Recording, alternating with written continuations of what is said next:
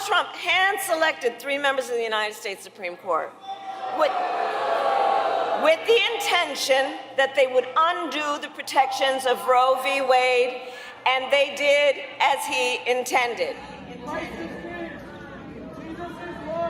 Oh, you guys are at the wrong rally.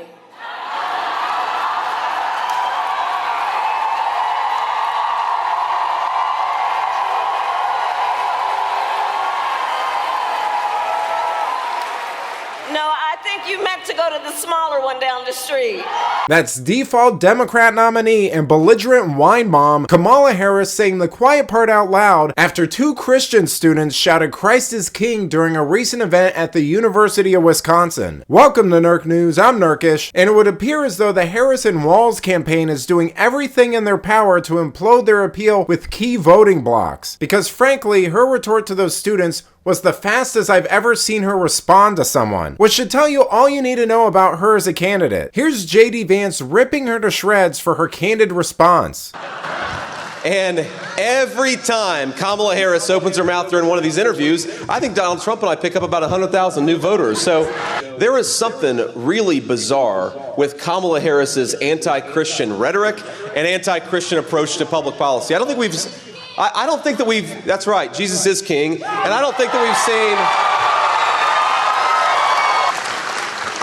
I don't think that we've seen anything like this in modern American politics. You saw this video that Gretchen Whitmer, we know Gretchen Whitmer is, she's the governor of Michigan. That's right, I agree. But Gretchen Whitmer does this really bizarre thing where she acts like she's given somebody communion, but it's a Dorito.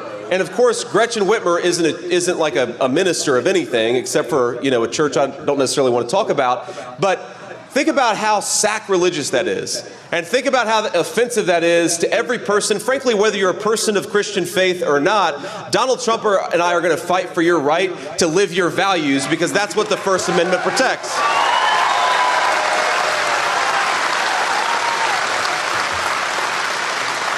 And I think whether you're a Christian, a Catholic, or any other faith or no faith at all, when you see an American leader, when you see a surrogate of Kamala Harris insulting people of the Christian faith, I think that we should say to every single one of those people, you're fired, we're not giving you any more power, we're going to respect Christians, we're going to respect all people. You know, to me the choice is pretty clear here. Trump has been speaking about God more regularly, especially after the recent attacks. He's done more to protect life than any president that I can remember, and he's doing interviews on the world's largest Catholic media network and just attended the Al Smith dinner for the 3rd year. In contrast, Harris just broke this long-standing tradition by opting out from attending the gala, which appears to be another decision she's starting to regret given her recent pathetic appeals to Christians on CNN. But I just called him. I needed that spiritual kind of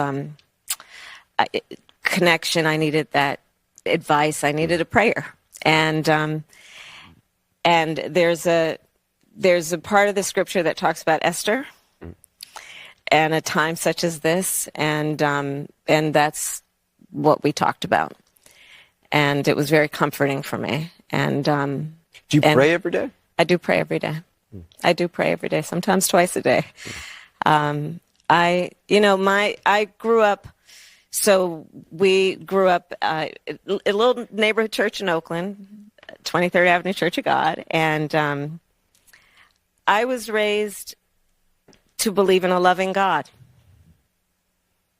to believe that your faith is a verb. You know, you live your faith, and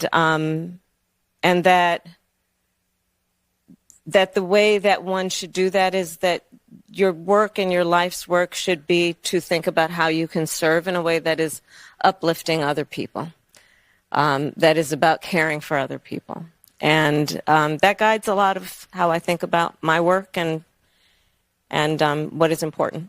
You know, for years, Democrats have pretended to be Christians as a political necessity and a means of using faith as a shield to hide behind whenever someone calls them out on some insanely radical or anti-religious position they hold. But the fact of the matter is, even liberals can see through this. Heck, they practically bragged about it with Obama, with people like Bill Maher proudly claiming him as an atheist. Now, is Trump perfect? Of course not, none of us are. But his actions have done more to ensure the flourishing of human life than anything Democrats have to offer, because as Harris recently showed, they're becoming a party that's increasingly more and more anti-family, anti-life, and anti-truth, which doesn't sound very Christian to me. But let me know what you think. Which party do you feel is more in line with Christian values? Let me know in the comments, and if you enjoyed this video, please give it a like and subscribe to the channel. That stuff really does help us out. Until then, this has been Nerk News. Thanks for watching. Bye!